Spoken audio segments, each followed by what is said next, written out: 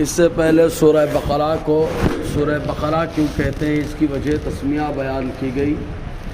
بسم اللہ الرحمن الرحیم، بسم اللہ کی وضاحت سورہ فاتحہ سے پہلے ہوئی۔ الف لام میم، اللہ تبارک و تعالیٰ فرما رہا ہے الف لام میم۔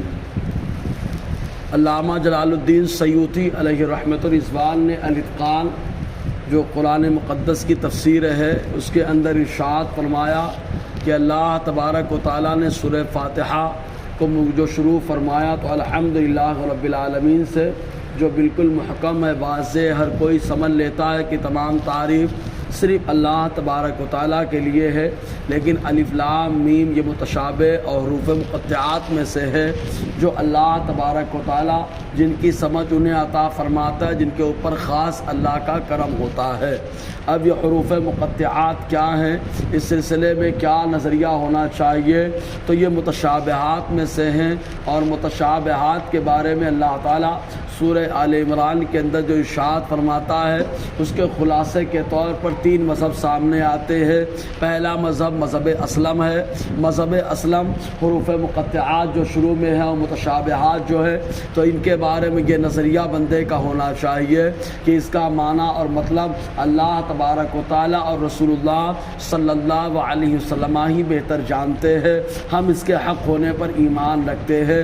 کبھی کبھی ایسا ہوتا ہے کہ کچھ باتیں ہوتی ہیں جن کو عام بندے نہیں جانتے، لیکن اللہ تبارک و تعالیٰ اپنے مخصوص بندوں، خاص طور سے اپنے محبوب کو اس کا علم عطا فرماتا ہے۔ جیسے کہ تفسیر روح البیان کے اندر آیا کہ جب کاف یا عین صاد یہ 5 حروف پر مشتمل آیت لے کر کہتے جبرائیل حضور صلی اللہ علیہ وسلم کی بارگاہ میں آئے، تو جیسے ہی کاف کہا حضور نے فرمایا میں نے جان لیا، اور جیسے ہی کہا یا حضور نے فرمایا ہم نے جان لیا، اور جیسے ہی کہا ہا حضور نے فرمایا ہم نے جان لیا، اور جیسے ہی کہا عین حضور نے فرمایا ہم نے جان لیا، صاد کہا حضور نے فرمایا ہم نے جان لیا۔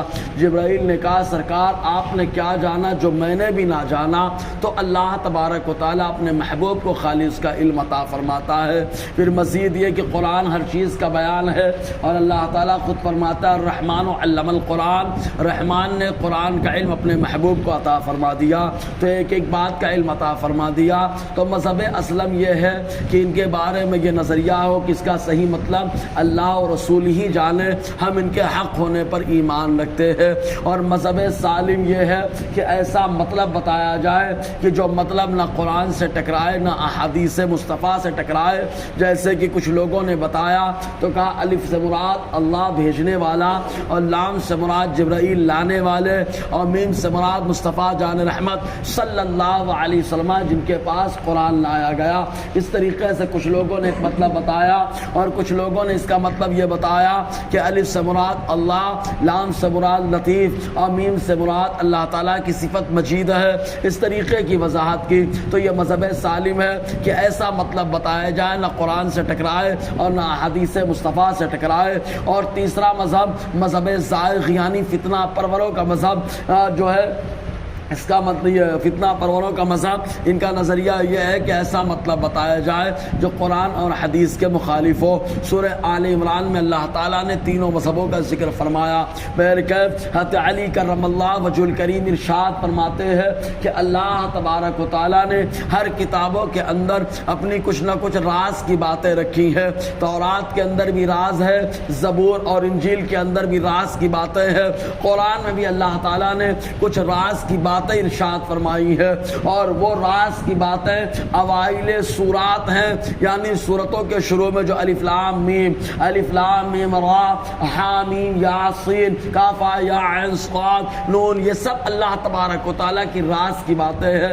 حضرت علی کرم اللہ وجہ الکریم بیان فرماتے ہیں، ایک موقع پر آقا علیہ السلام قرآن کی عظمتیوں بیان فرماتے ہیں اور ارشاد فرماتے ہیں اللہ تعالیٰ قرآن کے ایک حرف کے کے پڑھنے پر 10 نیکیاں عطا فرماتا ہے۔ میں یہ نہیں کہتا، آقا نے فرمایا کہ الف لام میم ایک حرف ہے، بلکہ الف ایک حرف ہے، لام ایک حرف ہے، میم ایک حرف ہے، یعنی خالی کسی نے اتنا کہہ لیا الف لام میم تو اللہ تبارک و تعالیٰ اس کو 30 نیکیاں عطا فرما دیتا ہے۔ بہرکیف ہمارا عقیدہ یہی ہے کہ سب حق ہے اور اللہ تبارک و تعالیٰ نے نازل فرمایا، ہمیں ان کی حقانیت پر ایمان رکھنا ہے۔ انشاءاللہ آگے گفتگو رہے گی۔ اللہ تعالیٰ ہم سب کو فیضان قرآن، برکات قرآن سے مالا مال فرمائے۔